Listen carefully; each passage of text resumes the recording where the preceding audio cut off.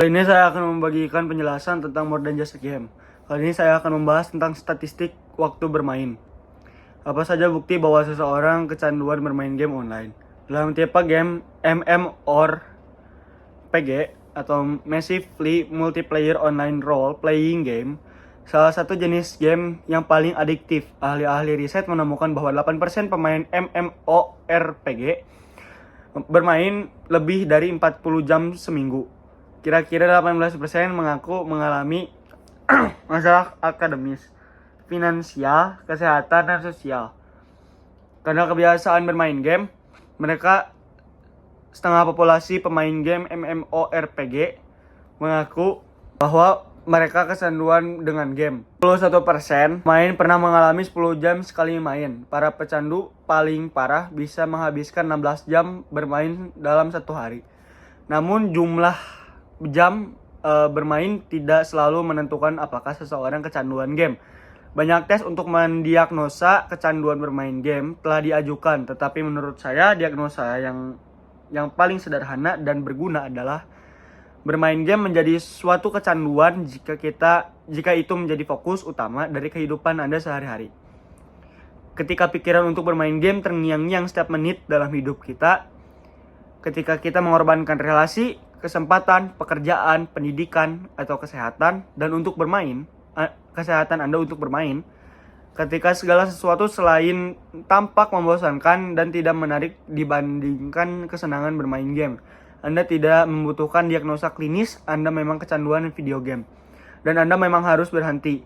Tanyakan kepada teman-teman dekat dan keluarga, apakah kebiasaan bermain game saya sehat atau tidak sehat? Apakah kebiasaan bermain game saya mengganggu relasi kita? Bertanya kepada teman dan keluarga adalah cara yang sederhana dan efektif untuk mengevaluasi kebiasaan bermain game Anda. Dan pada masa SMP, saya masuk program akselerasi IGCSE O level atau no level. Program ini sangat menantang secara akademis dan menghabiskan banyak waktu saya. Saya bangun jam 5.30 pagi setiap hari dan sampai di rumah jam 4.30 setiap hari. Setelah saya pulang, saya perlu mengerjakan PR.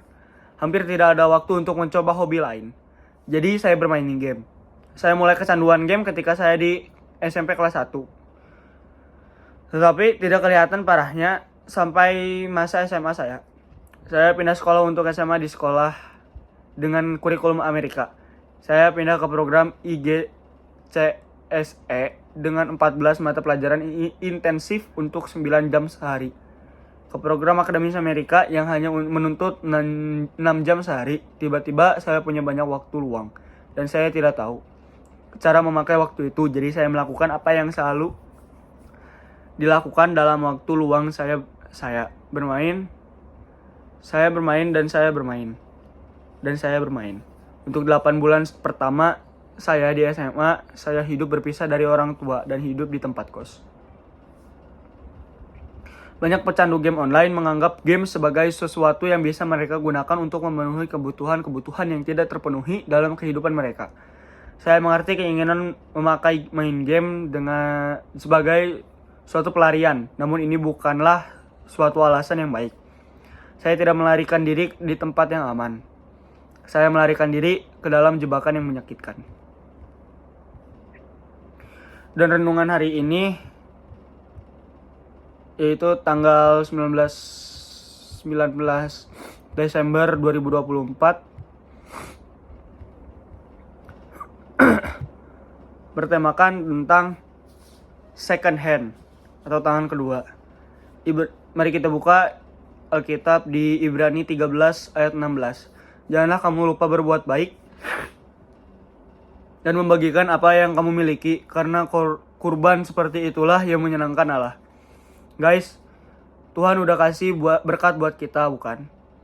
Tapi kalian tahu gak kalau setiap berkat yang udah Tuhan kasih buat kita itu gak sepenuhnya buat kita.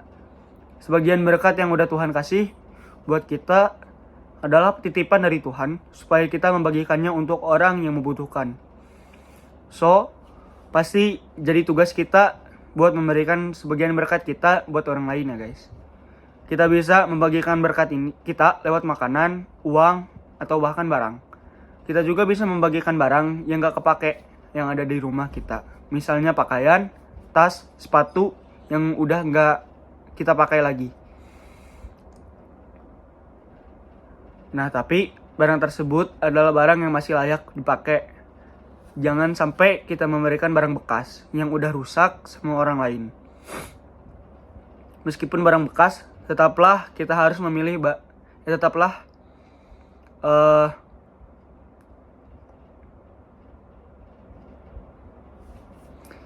tetaplah kita harus memilih barang bekas yang terbaik ya lo guys.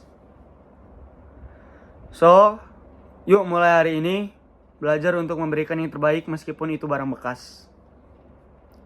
Lalu kita buka Alkitab Ibrani 7. Ibrani pasal 7. Sebab Melkisedek adalah Raja Salem dan imam Allah yang Maha Tinggi. Ia pergi menyongsong Abraham ketika Abraham kembali dari mengalahkan raja-raja dan memberkati dia. Kepadanya pun Abraham memberikan sepersepuluh dari semuanya. Menurut arti namanya, Melkisedek adalah pertama-tama Raja Kebenaran dan juga Raja Salem, yaitu Raja Damai Sejahtera. Ia tidak berbapak, tidak beribu, tidak berselisih, harinya tidak berawal dan hidupnya tidak berkesudahan. Karena ia dijadikan sama dengan anak Allah. Ia tetap menjadi imam sampai selama-lamanya. Camkanlah betapa besarnya orang itu. Dan kepadanya Abraham, bapa leluhur kita, memberikan 1/10 dari segala rampasan yang paling baik. Dan mereka dari anak-anak Lewi, yang menerima jabatan imam, mendapat tugas menurut hukum Taurat untuk memungut 1/10 dari umat Israel, yaitu dari saudara-saudara mereka, meskipun mereka ini juga adalah keturunan Abraham. Tetapi Melkisedek yang bukan keturunan mereka memungut 1/10 dari Abraham dan memberkati dia. Walaupun ia adalah pemilik janji, memang tidak dapat disangkal bahwa yang lebih rendah diberkati oleh yang lebih tinggi. Dan di sini manusia-manusia fana menerima persepuluhan. Dan di sana ia yang tentang dia diberi kesaksian bahwa ia hidup. Maka dapatlah dikatakan bahwa dengan perantaraan Abraham dipungut juga persepuluhan dari Lewi, yang berhak menerima persepuluhan sebab ia masih berada dalam tubuh bapa leluhurnya, karena Melkisedek menyongsong bapa leluhurnya itu. Karena itu andai kata oleh imamat Lewi telah tercapai kesempurnaan, sebab mereka imamat itu umat Israel telah menerima Taurat, apakah sebabnya masih perlu seorang lain ditetapkan menjadi imam besar menurut peraturan Melkisedek, yang tentang dia tidak dikatakan menurut peraturan Harun. Sebab jikalau imamat berubah, dengan sendirinya akan berubah pula hukum Taurat itu. Sebab ia yang dimaksudkan di sini termasuk suku lain, dari suku yang tidak ada seorang pun yang pernah melayani di mezbah. Sebab telah diketahui semua orang bahwa Tuhan kita berasal dari suku Yehuda, yaitu, dan mengenai suku itu Musa tidak pernah mengatakan sesuatu apapun tentang imam-imam. Dan hal itu jauh lebih nyata lagi jikalau ditetapkan seorang imam lain menurut cara Melkisedek, yang menjadi imam bukan berdasarkan peraturan-peraturan manusia, tetapi berdasarkan hidup yang tidak dapat binasa. Sebab tentang dia diberi kesaksian, engkau adalah imam untuk selama-lamanya, menurut peraturan Melkisedek. Memang suatu hukum yang dikeluarkan dahulu dibatalkan, kalau hukum itu tidak mempunyai kekuatan dan karena itu tidak berguna. Sebab hukum Taurat sama sekali tidak membawa kesempurnaan, tetapi sekarang ditimbulkan pengharapan yang lebih baik, yang mendekatkan kita kepada Allah. Dan sama seperti ini, hal ini tidak terjadi tanpa sumpah memang mereka telah menjadi imam tanpa sumpah. Tetapi ia dengan sumpah diucapkan oleh dia yang berfirman kepadanya, Tuhan telah bersumpah dan ia tidak akan menyesal. Engkau adalah imam untuk selama-lamanya. Demikian pula Yesus adalah jaminan dari suatu perjanjian yang lebih kuat. Dan dalam jumlah yang besar, mereka telah menjadi imam, karena mereka dicegah oleh maut untuk tetap menjabat imam. Tetapi karena ia tetap selama-lamanya, imamatnya tidak dapat beralih kepada orang lain. Karena itu, ia sanggup juga menyelamatkan dengan kesempurnaan semua orang yang oleh dia datang kepada Allah. Sebab ia hidup senantiasa untuk menjadi pengantara mereka. Sebab imam besar yang demikianlah yang kita perlukan, yaitu yang saleh, tanpa salah, tanpa noda, yang terpisah dari orang-orang berdosa, dan lebih tinggi daripada tingkat-tingkat surga. Yang tidak seperti imam-imam besar lain, yang setiap hari harus mempersembahkan korban untuk dosanya sendiri, dan sesudah itu barulah untuk dosa umatnya. Sebab hal itu telah dilakukannya satu kali untuk selama-lamanya, karena ia mempersembahkan dirinya sendiri sebagai korban. Sebab hukum Taurat menetapkan orang-orang yang telah diliputi kelemahan menjadi imam besar. Tetapi sumpah yang diucapkan kemudian daripada hukum Taurat menetapkan anak yang telah menjadi sempurna sampai selama-lamanya.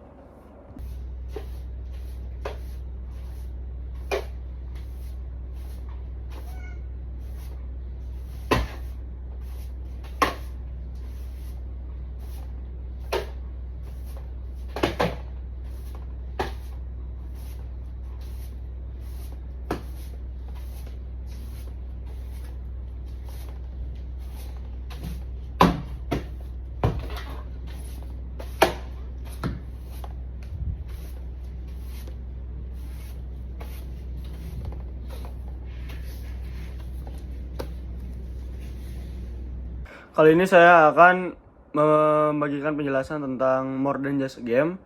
Dan kali ini saya akan membahas tentang otak pecandu game. Apa saja pengaruh kecanduan game kepada otak? Apa rasanya kecanduan game online? Apakah manfaat bermain game membenarkan risiko kecanduan bermain game online? Penelitian mengenai otak pecandu game online mengungkapkan banyak hal-hal yang menarik. Misalnya, melalui mesin MRI atau Magnetic Resonance Imaging, ilmuwan menemukan bahwa otak para pecandu game berfungsi untuk berperilaku sama seperti otak orang-orang yang kecanduan dengan judi atau zat-zat adiktif. Penelitian dari JPR atau Journal of Psychiatric Research menguji bagaimana otak dari 10 pecandu game berespon ketika terangsang dengan gambar-gambar game. Respon otak mereka kepada gambar, video, dan suara game online mirip dengan respon otak yang kecanduan zat-zat adiktif. Artinya kecanduan game sama kuatnya dengan kecanduan kepada zat-zat adiktif. Pecandu game juga menunjukkan respon emosional yang sangat kuat ketika mereka melihat foto yang teringat tentang game. Mereka respons jauh lebih kuat dibanding respon pemain game biasa. Artinya, otak pecandu game memiliki respon yang berbeda dibandingkan pemain game biasa. Otak mereka langsung bekerja keras dan terisi. Dan dopamin ketika terangsang dengan game itulah alasannya mereka seperti selalu memikirkan dan mau bermain game. Berpikir tentang game membuat mereka senang karena saya kecanduan game. Bermain game adalah pengalaman paling menyenangkan dan menantang dalam hidup saya. Di dalam game, saya bisa mengabaikan segala sesuatu. Dunia di sekitar saya pelan-pelan menghilang. Dan yang tersisa hanyalah layar monitor komputer saya. Jam-jam terasa seperti menit. Pemain game yang memiliki skill tingkat tinggi tidak memikirkan keyboard dan mouse seperti alat untuk bermain. Komputer seperti menjadi bagian tubuh tambahan. Menggerakkan karakter di game sama mudahnya dengan menggerakkan tangan atau kaki saya. Ini adalah suatu pengalaman yang menyenangkan dan adiktif. Anehnya, saya tidak merasa seperti kecanduan. Saya merasa bebas dari kekangan realita yang menjadikan. Di dunia nyata, saya tidak terima apa adanya. Saya gagal di sekolah, dikambing hitam sebagai anak-anak, dan tidak disukai guru-guru dan orang-orang di kelas saya. Pikiran bahwa game memperburuk masalah saya tidak tersirat dalam pikiran saya. Yang saya tahu hanyalah bahwa saya merasa diterima, diakui, dan dihargai di game. Saya tidak sadar bahwa saya tidak bisa mengontrol kebiasaan bermain saya. Banyak pecandu game yang bertingkah seperti mereka masih punya kendali karena kita tidak mau melepaskan game sebagai pelarian kita. Banyak orang seperti saya berhasil meyakinkan orang tua kami bahwa kami masih memegang kendali, bahwa kami tahu apa yang kami lakukan. Kami memberikan berbagai alasan menarik. Misalnya, bermain game menolong saya berteman dan bergaul. Dan banyak orang yang mengatakan bermain game membantu saya belajar bahasa Inggris. Dan juga orang tua yang berpikir, biarkan saja dia main game. Toh lebih baik main game daripada minum, judi, atau seks bebasan. Ayo kita bahas alasan-alasan itu satu demi satu. Yang pertama, apakah bermain game menolong kami berteman dan bergaul? Jawabannya itu adalah ya. Berteman dan bergaul dengan orang yang salah dan dengan cara yang salah. Masalah dengan pergaulan yang didasarkan pada dunia maya adalah bahwa manusia berkomunikasi dengan berbagai medium. Gerakan tubuh, intonasi, penampilan, emosi, ekspresi wajah, dan lain-lain. Pergaulan dunia maya adalah pergaulan yang mudah. Alasan pergaulan dunia maya sangat menyenangkan adalah karena kita bisa mengontrol pembicaraannya. Kalau kita belum siap menjawab orang lain, kita bisa menunda membuka pesan mereka. Kalau kita tidak suka berbicara dengan orang tertentu, kita bisa blokir orang itu tanpa berpikir panjang. Kita juga bisa bertemu dengan orang-orang yang mirip dengan kita. Komunitas gamer penuh dengan laki-laki muda yang bergumul dengan keluarga, sekolah, dan pergaulan dalam dunia nyata. Kami saling mengerti, saling mengakui, dan saling berempati. Tidak heran pecandu game lebih suka bergaul dengan sesama pemain game. Sisi gelap dari pergaulan dunia maya adalah bahwa kita tidak bisa belajar berkomunikasi dengan semua medium yang ada. Pecandu game berat biasanya memiliki penampilan yang buruk, berbicara aneh, dan kurang pandai mengekspresikan diri dengan gerakan tubuh atau wajah. Satu dampak buruk yang lain adalah bahwa pertemanan yang kuat, sehat, dan berguna tidak akan ditemukan di dalam dunia maya. Pertemanan yang bisa membuat kita benar-benar dihargai, diterima, dan dikasihi hanya bisa ditemukan di dalam dunia nyata.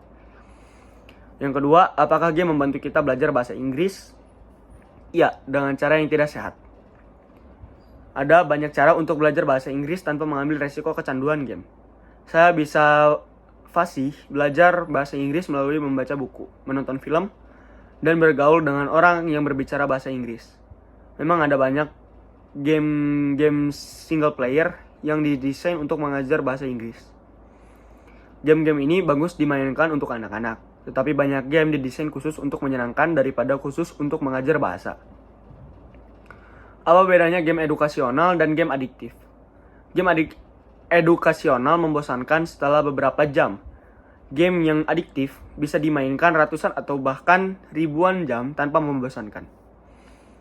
Manfaat game non-edukasional untuk alat belajar adalah bahasa risiko yang tinggi yang tidak perlu. Banyak orang yang saya kenal belajar bahasa Inggris dengan baik tanpa memakai game. Saya yakin semua orang bisa belajar bahasa Inggris tanpa memakai game. Yang ketiga, apakah kecanduan game lebih bagus daripada kecanduan narkoba, alkohol, atau seks?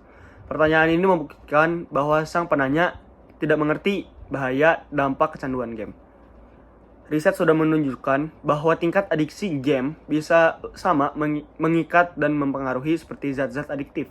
Kecanduan game jelas-jelas berdampak buruk dan dalam hubungan orang tua dan anak, prestasi, akademik, kesehatan mental, pengelolaan emosi, dan kehidupan spiritual.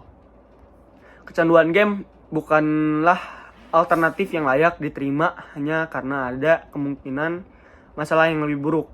Kecanduan game malah bisa mendatangkan masalah-masalah yang lebih buruk, seperti kecanduan pornografi, pertumbuhan sosial terhambat, dan kecanduan internet. Banyak orang tua karena tidak cukup mengenal bahaya kecanduan game, membiarkan anak-anak mereka bermain banyak-banyak. Banyak orang tua mengira anak mereka sudah siap mempertanggungjawabkan kebiasaan bermain game mereka. Tapi apakah itu benar? Apakah itu benar?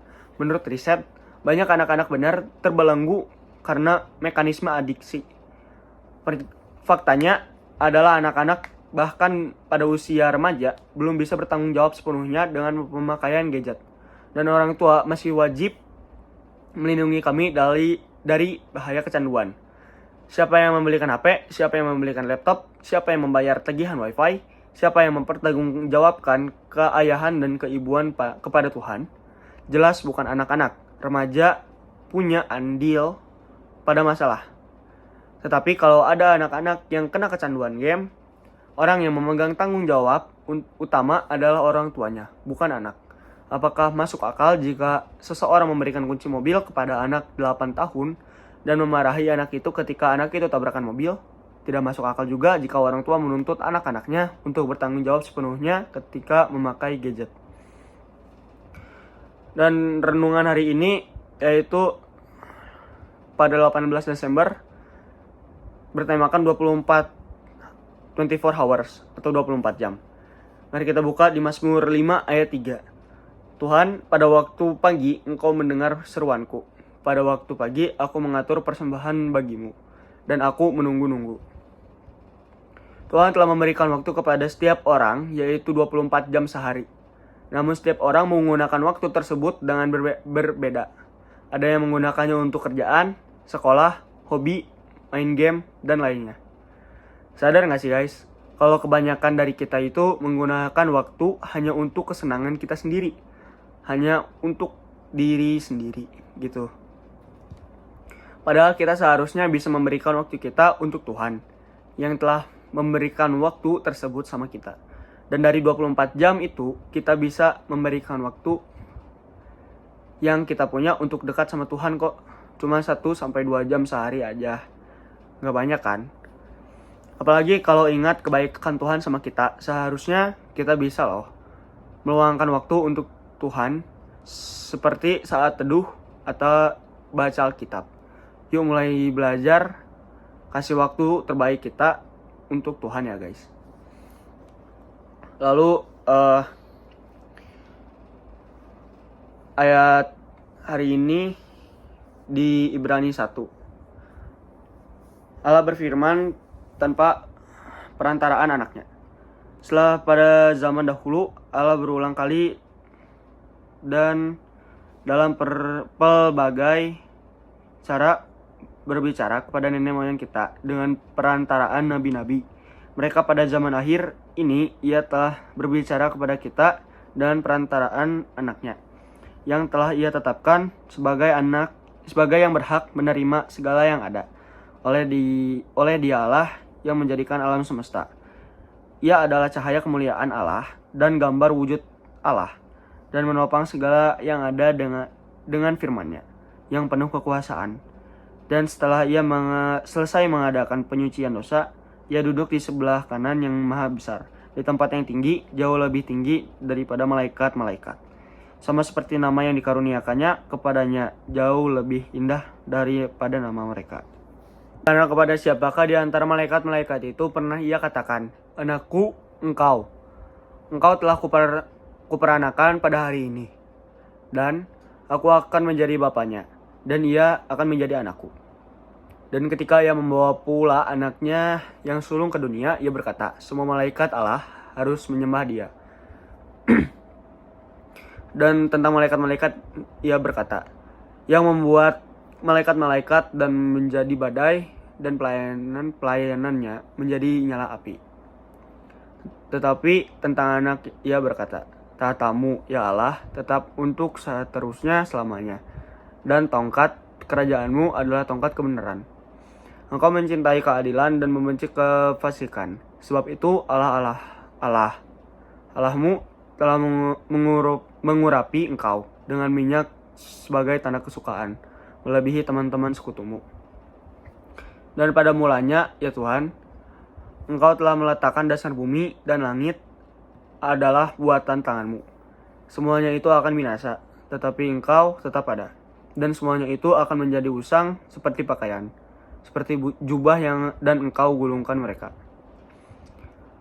Dan seperti persalinan mereka akan diubah, tetapi engkau tetap sama, dan tahun-tahunmu tidak berkesudahan.